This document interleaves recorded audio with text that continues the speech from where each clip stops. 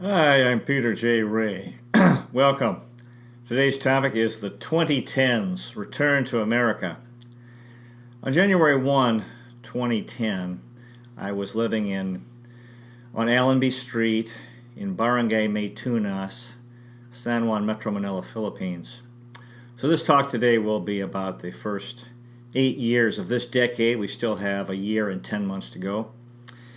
So I was in the Philippines actually for about 3.5 years before I moved back to America. And early in 2010, I spent the weekend in Tanay, Rizal. Had a good weekend. My friend who'd been in prison, who I'd visited, he was there. He was working at this pig farm for his cousin, and I stayed with him at the pig farm. We had a good time. Met his relatives, and I thought Tanay was a nice little town. And the thing that was troubling was the pigs. When it was feeding time, they would be screaming. That was horrible. And then they'd all fall asleep immediately after eating. And they didn't have much room in this where they were, and they'd have fecal matter over them. They'd be lying, and my friend would be, besides feeding them, he'd hose them off, hose off this waste, their own waste that was caked to the sides of their bodies. Anyway, it was a nice town, interesting town. I didn't, except for the lives of the pigs on the pig farm. They didn't get to roam around.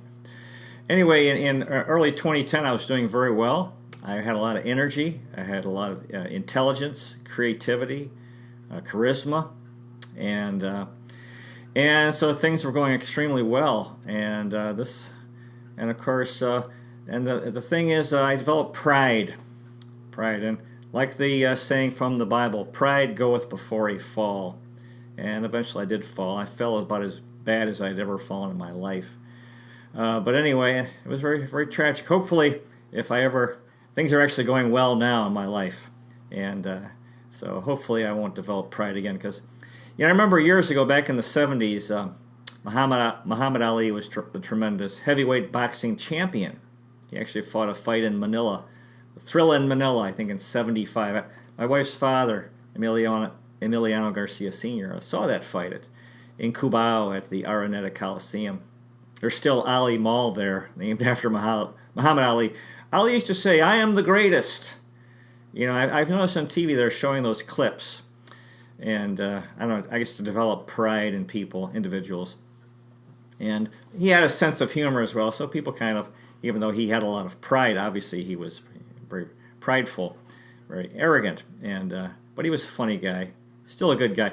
And then years later, Ali developed Parkinson's disease. He had it real bad for a long time before he died, and this shaking. And he said that he understood why he got that, because he believed it was a lesson he was being taught that God is great, God is the greatest, and that whatever. And so he realized that this is what he wasn't the greatest, and so he had his fall as well. Everyone falls. And that's an interesting thing in life. Success. People want to have success, and very often when they achieve success, then pride may come in, and then when pride comes, then eventually there's failure, and then failure teaches humility, and if we can learn from, and then we, of course, if we're smart, we can seek God's help and eventually be successful again. But we have to realize that all of our success comes from God. And actually every human being is great, no matter what our failures are in life. We all fail. God created us, therefore we're all great. But if we forget God, if we don't think about God at all, if we have no spiritual life or minimal spiritual life, we'll be in trouble, and then we'll become miserable, and we will fail.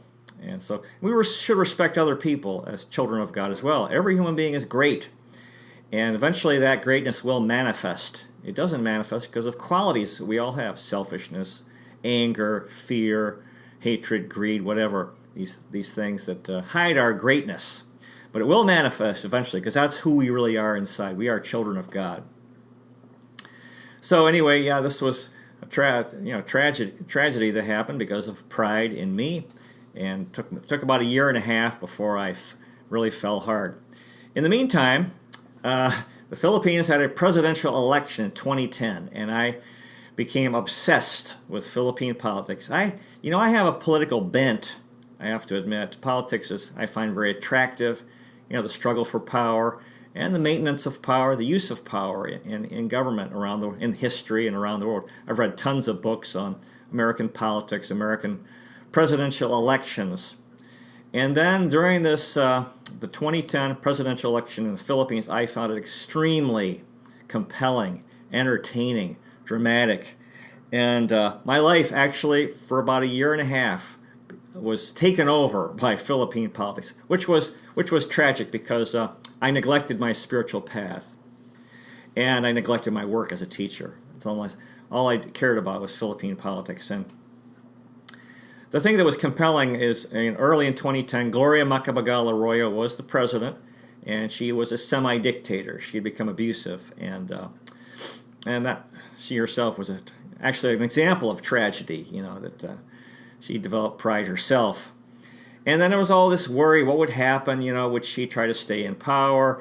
She, I think, was planning, excuse me, I have these muscle knots in my neck. She actually was planning she ran for Congress and then was elected. And she was planning to, she was extremely powerful. She's a very smart woman, very strong spirit. And she was hoping, I think, or the discussion was, to turn the Philippines into a parliamentary system where she could gain power again as prime minister, as leader of her party. It didn't work out, because as soon as it didn't take long after the election and her power really dissipated very, very quickly. But anyway, everyone was worried about Gloria. What was going to happen? Would she try to? Would a candidate that she favor win?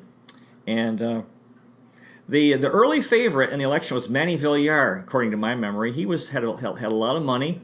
He grew up in Tondo, which is a poor neighborhood, and so that was believed would give him popularity with the poor, and he was popular among businessmen because he was a successful businessman. So he was respected by businessmen and the poor, and he had a lot of money for his campaign. So people thought he'd win, and then our home wasn't too far from I think the main home of Joseph Estrada, who had been mayor of Manila. His family really has dominated San Juan politics up till now. I think one of his lady friends is mayor now, Gia Gomez. I think both of his sons have been mayor, and he was president of the Philippines, from 1998 to 2001, and then was spent time he was arrested. He was in prison, although it was kind of nice. I think he had not in a regular prison. And then he'd been released, actually, by this time, early 2000. Although he promised he wouldn't get into politics again. He broke that promise. And so, Gloria was kind of trying to get popularity with the poor. They knew they would like that if he was released. They were mad about him being in prison. My wife Alice went to, I think she went to the mall one time to get groceries, and someone gave her a t-shirt, a Noy Noy for President t-shirt.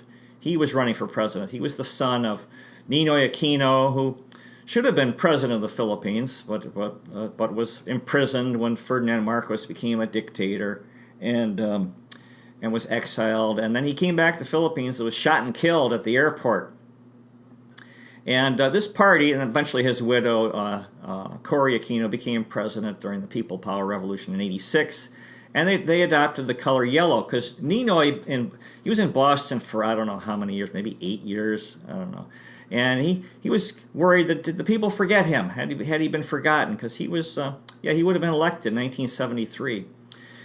And then when he came back, he was shot right away. He arrived, I think, even before the stairs shot at the tarmac at they named the airport Ninoy Aquino International Airport. And so, apparently his funeral was the biggest funeral in Philippine history. I think this is in '83, maybe. And then there were all these popular song was "Tie a Yellow Ribbon Around the Old Oak Tree." It's about a guy who's in prison, and then he's writing to his wife or his girlfriend. He's getting out, and he wants to know if she still loves him. And then he says, "Tie a yellow ribbon around the old oak tree." And she wanted him to come home. And then there's in the song, it's a very touching song, there's 1,000 yellow ribbons around the old oak tree. And so he realizes his wife or his lady friend still loves him. It's a very happy song. Now, of course, Ninoy was dead, and then at his funeral they had all these yellow ribbons that showed that he was remembered. They still loved him and cared about him. Real sad that he had died. And that yellow became the campaign color for his widow. People were wearing yellow shirts, and by 2010, Noy, the son of Ninoy and Corey, was running for president. And my wife Alice, somebody gave her this yellow Noy for president T-shirt, which I started wearing, for fun. And I still really wasn't into the election that much, but and then I thought to myself, Joseph Estrada lives down not too far away. Why don't I see if I can get a T-shirt from? I knew he was running actually again. He ran for president. And I passed by the house, and somebody, whoever it was, they gave me this shirt, and it was a cool shirt. It was black. I think Joseph Estrada's color was orange. The front of the shirt said "May experience Canaba," which means in Taglish or Tagalog and English mixed together. Do you have experience? And may experience Canaba. And on the back it reads Erap Subok na. I think Subok na. Erap is his nickname. Joseph Estrada, they called him Erap, which is reverse of pare, which means man. Like, hey man, like pare. And Subok na, that he was, in other words, like a solid candidate for president. I started wearing that shirt a lot. I was going to the park, walking down Wilson Street, and all these poor people, they liked it. He was, popular with the poor. And so I decided to get involved in the election, and I was supporting Joseph Estrada. And because, he'd been, there was a sense of injustice. That he'd been overthrown. Even though he wasn't that great, he was problematic. But and then he'd been in prison, and the poor were really. This would be kind of like sweet justice for them if he became president again, and have Gloria put in jail, which actually happened later under Noy. So I was wearing that shirt, supporting Joseph Estrada, and I went to the campaign headquarters. I like I said, I had all this intelligence and creativity. I thought I'd be a campaign, advisor. So I wrote all this stuff. I wrote like a 10-page essay about ideas I had for his campaign. And I met with a guy who was patient enough to listen to me, and I left this with him. And I came back several times. I had two or three more times, and I brought more essays on ideas I had for the Joseph Estrada campaign. And they gave me like campaign stuff, posters that I gave away to some people I knew, some security guards at Roosevelt Park, Green Hills West. So I was supporting Joseph Estrada, and I found it, and I thought, and I really, since I had pride and arrogance, I became judgmental, and I formed instant opinions. I formed the opinion that Manny Villar was no good. Now I think to myself, I don't know, I don't know, but that was my sense at the time, and I may have been wrong, but I was very sure of myself, and I thought, it's very important that he not win. Who knows? He might have been a great president. I don't know, but that was my thinking at the time. So I was hoping Joseph Estrada would win, but as I watched the campaign, one time I was watching him on TV, and he seemed to be slurring his words, and I thought, he's drinking, and he has these problems, it's the same problems that he had before. I think, he was, eating too much and drinking, and then this problem with women. So I changed, and people thought it was a betrayal. Some people, I'm sure, thought it was betrayal, but I started supporting Noy Aquino for president. And I really got into it. And every day going to the park, my life I became a prisoner of Philippine politics. One day I walked past the home of Bong Marcos. All these guys were outside. Bong Marcos, again, not too far away. I was the son of former dictator Ferdinand Marcos. And I read in the paper, all these guys saw me. I don't know what I was wearing. I was wearing a T-shirt, probably by then Joseph Estrada. And next day I read in the paper that Bong said that the CIA was interfering in the election, and I felt happy. I thought, they thought I was CIA. I wasn't CIA. And who knows, maybe it had nothing to do with that report. So I was obsessed with that election and believing I had this very strong belief that Noy Aquino needed to win, and he would be a great president and change the Philippines. So every day I wore that shirt going to the park on Wilson Street. A lot of people saw me wearing it, this Noy shirt. And come election day, Noy won. And actually, Joseph Estrada helped. And I used to tell people, that, yeah, they knew I had changed sides, but the end result was Joseph Estrada took a lot of support away from Manny Villar among the poor, and so he helped Noy Noy win, and Noy Noy won the election. So, and then I was reading the Philippine Daily Inquirer newspaper, and really was obsessed with it. And, oh my God, it was like a drug. I was addicted to Philippine politics, and I thought Philippine Daily Inquirer was so fascinating, such a wonderful newspaper, and that now my mission was to help Noy Noy succeed and to oppose his enemies, those who wanted him to fail. And of course, there's always enemies in politics. And so every day, that's what I was doing, reading the paper and tearing it apart. And the thing that I got into was not only reading about stories, what's going on in the news, but then these columnists. I found about 50 columnists in the Philippine Daily Inquirer. And I started collecting their columns and making, in the basement, I was stacking these columns and separating them. And one of the most important was Conrad de Quiros, he had a column 4 days a week.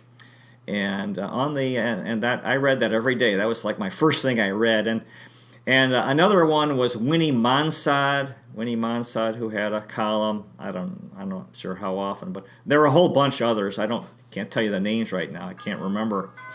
But I started reading, and I thought, public opinion is important in politics, and these columnists, they affect public opinion. So I thought I wanted to see their position and study them and learn, their worldview.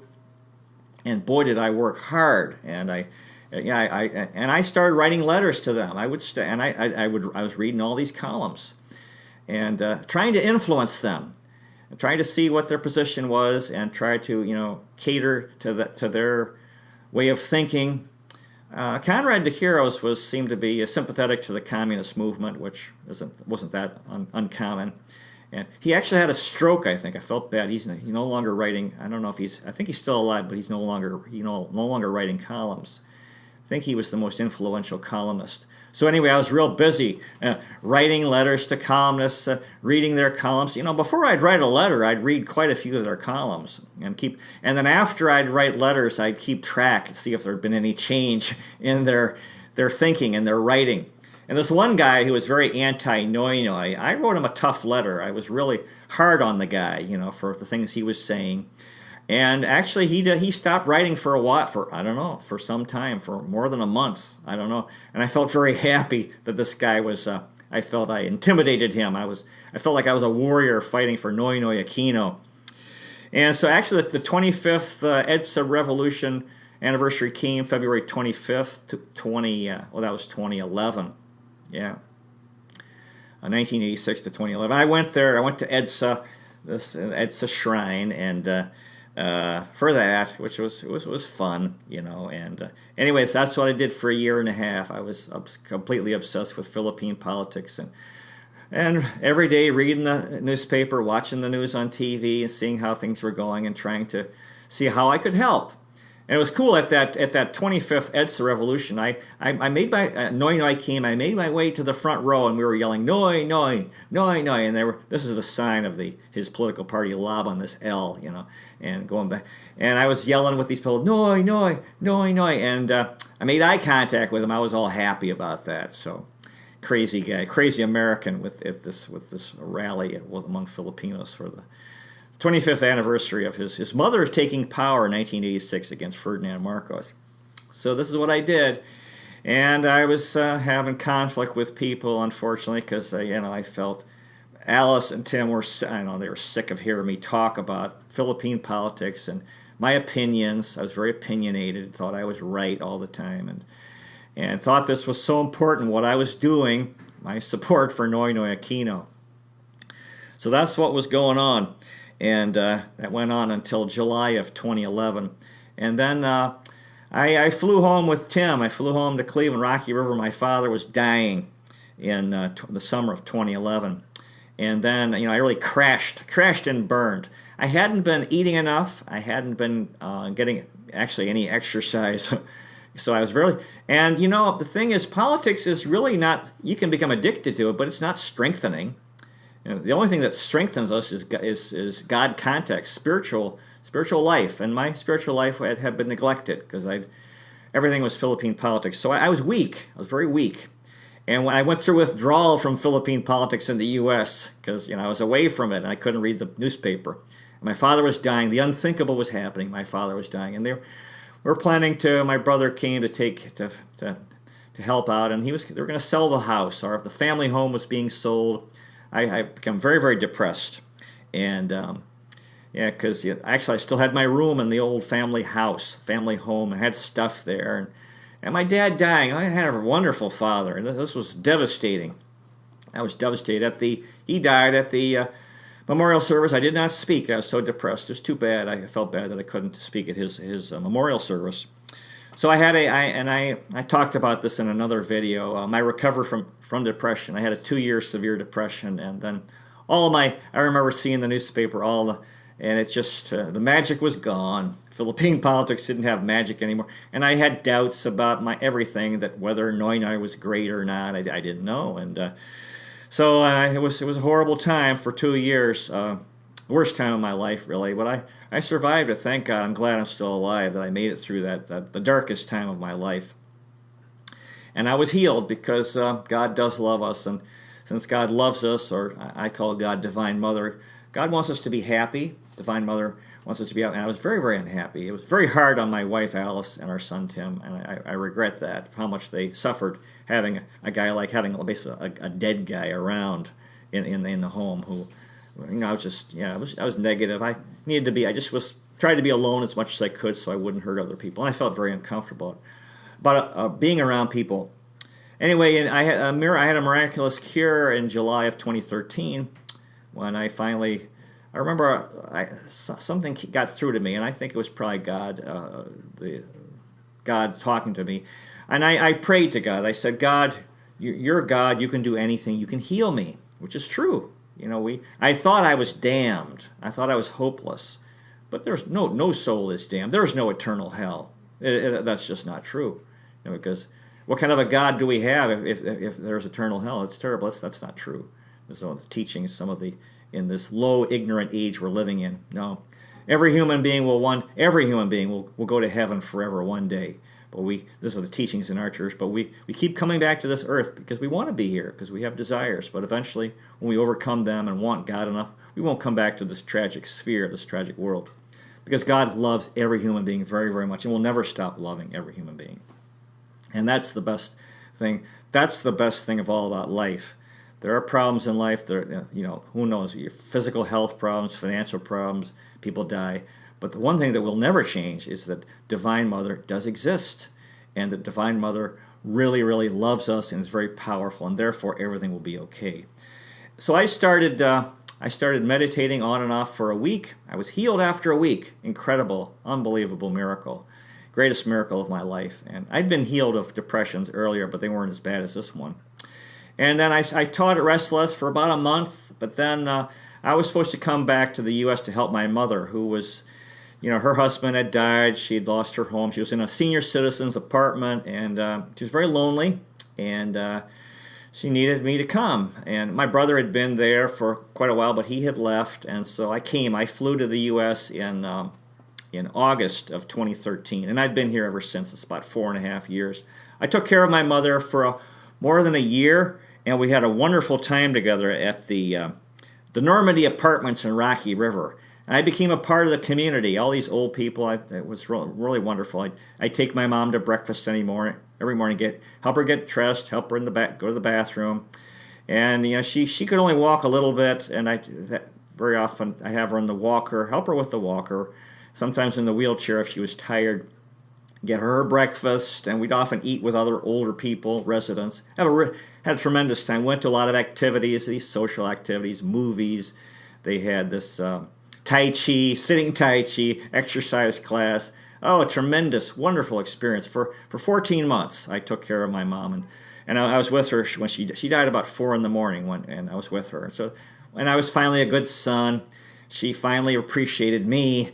Before it seemed like she was always mad at me, but I think I'm not. I know I am not perfect. I have my flaws, but at least I was able to be kind with her, And sometimes it's hard to be kind when people are real hard on you, but she was very receptive to kindness and me being, and we just loved each other. I loved her and she loved me. Wonderful loving experience at the end of her life, and I was very happy about it because I wanted to be, everybody wants to be a good son. And I know she considered me a bad son, but she finally decided I was a good son at the end of her life. And I know I helped her end her life on positively. Even she was very depressed, actually, but I gave her good care and was with her a lot. I read out loud to her all her letters that she had written to her mother that were saved, and I typed from 1942 to 1992. And I read out loud different books like Winston Churchill, some of these American history presidential biographies I was reading.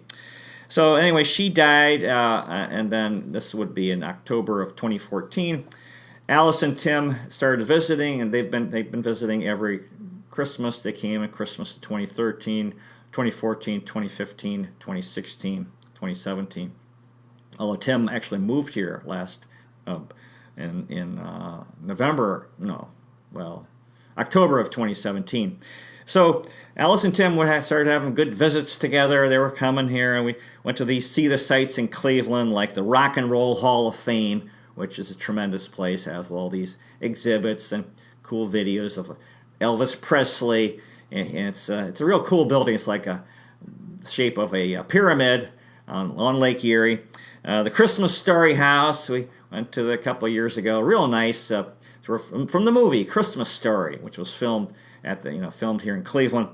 The Cleveland Museum of Art, which I think is the best place in Cleveland. Oh my gosh, there's so much wonderful things there. The Vincent van Gogh, Picasso, these famous artists, Andy Warhol, and stuff going back, way, way back in time, ancient times, and all over the world, international stuff, up to, there's so much to see, a tremendous place. We seems like we go there at least once or twice a year. The Cleveland Natural History Museum, which I think has the oldest skeleton in the world of some prehistorical woman. The Cleveland Aquarium, wonderful. You can walk under these sharks. There's like a tube you can walk under where these sharks and other things are swimming around. Pro Football Hall of Fame in Akron, tremendous place, and not too far from here. And all the Super Bowl trophies and the busts of the guys in the Hall of Fame, and a lot of paraphernalia, Jim Brown's shoes and Bob Gracie's glasses. Great Lakes Science Center next to the Rock and Roll Hall of Fame, real cool. And you can practice your batting. You can see how fast you can pitch a baseball. The Beck Center in Lakewood has these live plays. I think we went to see years ago. We used to see Annie, and then we saw Mary Poppins. Western Reserve Historical Society, which has a Bob Hope Museum, and all this stuff from presidential elections. Now, my wife Alice and our son Tim are Catholics, so very often we go to Mass at St. Christopher Catholic Church in Rocky River, and also another one, St. Angelica. So Alice and Tim were visiting, and then in 2015, I actually, now my field is history. I'm a high school history teacher, and I thought to myself, well, let me take some time here to study American history, because I think teachers need to be more knowledgeable. But very often when you're teaching, you don't have time to learn. So I took some time, and I started a project reading biographies of American presidents. I made it all the way to Theodore Roosevelt. Because I developed an appreciation for the United States living overseas. And I became a conservative and a very patriotic American, although I'm very pro-Filipino as well. I'm not against any country, but I am very pro-American. I think it's a good country. So I was reading all these biographies, and then this guy, I knew this guy who was working on our school website. He was starting an internet TV channel. And he said, "Hey, Pete, how'd you like to have a program?" Because I told him what I was doing, And so he said, you can do talks on American presidents. So I proceeded to do that. In 2015, I prepared talks on George Washington, John Adams, and Thomas Jefferson. And I flew to Emmett, Idaho, to film these talks. Although it didn't work out. That channel didn't work out, and so I thought, what am I going to do? So I went to Cleveland State in 2016 to renew my teaching license. Took 3 history classes, so I could teach school. I wasn't able to find work I became a substitute teacher in the fall of 2016 in North Ridgeville, and then in early 2017, I was substitute teaching here in Rocky River. It's pretty cool going back to the high school where I studied, and in Lakewood, and yeah, it was cool. I was driving down Madison Avenue in Lakewood, thinking of James Madison, and there's all these cool Byzantine churches over there. And I think it was William Henry Harrison Elementary School, and I'd read a lot about him. And turns out the teacher I was substitute teaching for was named Führer, like Lisa Führer. I thought, whoa, what a name! That was Adolf Hitler's title. So, and I did that in 2017, and then I'd been interested in working with the elderly. So I took a class to become an aide. You have to have this license to work with the elderly in nursing homes, a state-tested nursing assistant. So I took a 3-week class. I was able to pass the class and the state test, and I got a job at the Welsh Home in Rocky River nursing home, and I was there for 6 months, and working with the elderly. Tough job, but something I wanted to do. Then I found it was extremely tough. I quit that job, and then our son Tim moved here in October, and then we went to the Cleveland Museum of Art, and we were sitting in the food court eating. I said, "Hey Tim, let's make a rap video about the art museum, the art." And he says, "Oh well, okay, Dad. You know, he knows I have come up with crazy ideas." He says, "Well, we'll talk about it tomorrow." And I said, "Yeah, well, we were going to go to Lakeside, Ohio, because even though it was cold, but Tim had been there several times and wanted to go. So I said, let's make a rap video about Lakeside as well." And he said, "Oh, gee, now you have 2 rap videos." So anyway, I came up with this an idea for Lakeside. I know it real well. It's over near Sandusky in Ohio, on Lake Erie. And I thought of 20 places at Lakeside. I wrote 20 couplets for these places. And then we went over to visit, and then we filmed this. We did this short video called Lakeside, Ohio Poetic Tour. And then ended up putting it on YouTube. And and then I thought, and then all of a sudden we started making YouTube videos. In fact, this video now is our 68th video. We just started last November. And then we did a video on Restless, our school in the Philippines. We did one on the art museum based on postcards I had bought and poems I wrote for each postcard of art in the art museum. And then we did a funny one based on where we live in the Philippines. Allenby Street is an inclined plane, and it's named after General Edmund Allenby, who conquered Jerusalem against the Turks in 1917. And there's this Turkish school. So I came up with this story called Star Wars History and Physics Anecdote. And then I remember I had done all this work on American presidents, and I never really was able to use that, although I started giving talks at the Normandy Apartments on presidents. And then we did 8 videos on George Washington, his life, 8 half-hour videos, so a total of 4 hours on George Washington. And then we started to do. I started keeping a book diary in 1994, and I've read about 1,400 books. So we started doing what we called Restless Remarkable Books, where I just talk about these books that I've read, and we've done 30 of those so far. We're going to do, starting tomorrow, we're going to do 30. Start with 31. Continue with that, and then we did John Adams, the second U.S. president. We did 6 talks on him, 30 minutes each. So that would be 3 hours on him, the second U.S. president. And then later we did 6 more talks on Thomas Jefferson, the 3rd president. And then we did several others. We did one on Cleveland Indians books. I've been obsessed with, as a Cleveland sports fan, I've read a lot of books on the Cleveland Indians. We did one on the New York Yankees books, which is like the history of baseball, really. Another on the Brooklyn Dodgers baseball books. I thought it was an interesting story, the Brooklyn Dodgers back in the 50s. I did another one on the art museum, got more postcards. We went back and wrote poems. And then I did one on depression, my recovery from depression, and how much help I've gotten from Self-Realization Fellowship. And then a video on children's books. I really got into children's books as a teacher. 20 years in the Philippines, since that's how long I was there. Another one on dying and death, interesting and important topics, especially since I worked in this nursing home. And then my life. This is the 6th and last of the videos on my life. From the 60s growing up, and the 70s, the adolescence, the 80s, going overseas in the 90s and my years in the Philippines. And then, so now that brings us up to right now. And so if you're watching watching this video, after this, we're going to do more of these talks on books. This is my obsession. I really love books and I want to promote books. I think they've added so much to my life. Very interesting, and I think they're very empowering and very helpful. Help people to improve themselves. We're going to do more on that. I have talks. I'm going to do talks on James Madison, the fourth president, because I've got that. I have to do a little more research. I'm going to continue to do talks on American presidents. And I have diaries of my great-great-grandfather kept diaries in the Civil War. That I typed up. I'm going to do talks on those diaries.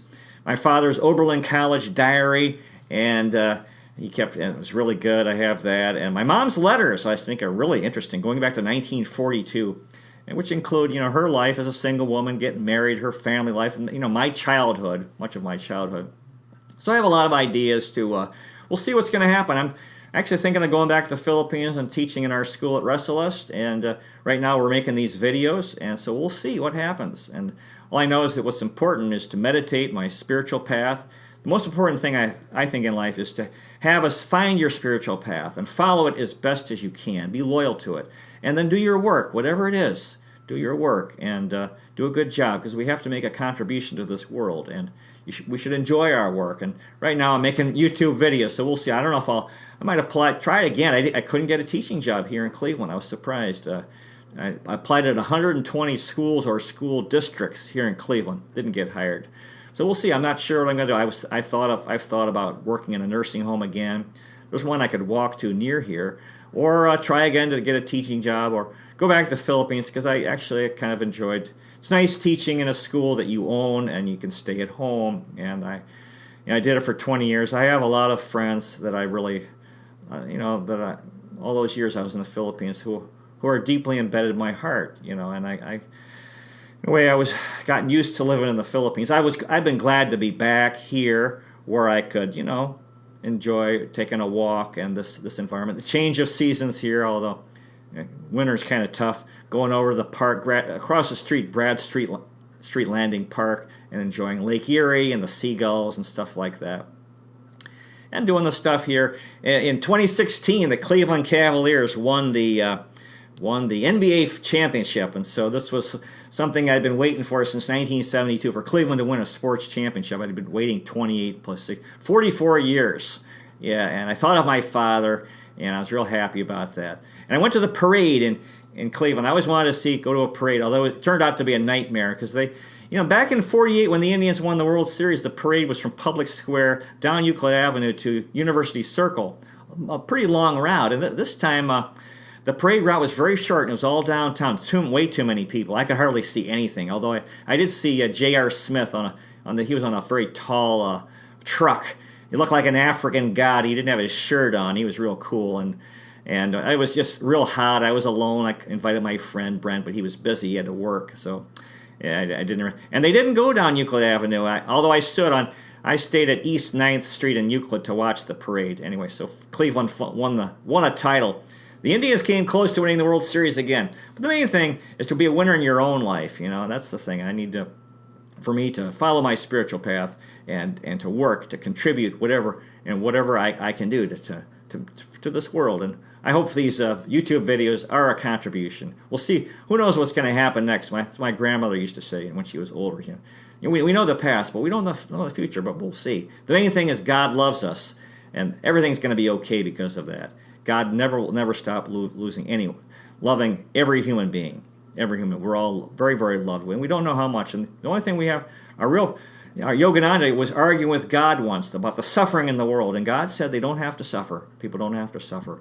And the thing is, and I think that's a tremendous statement. I believe in it. And but as long as we ignore God, which we tend to do, we don't think about God or then we're going to suffer. But the more we try to develop a connection with God and with me through yoga meditation and SRF, then we can be happy. We can be happy no matter what. I strongly believe that. So thank you so much for watching and for being patient. God bless you, and we'll keep making these videos. I wish you well. And as they say in the Philippines, ingay. Well, actually, that means noisy. Or they say ingat. So God bless you, and I'll see you next time.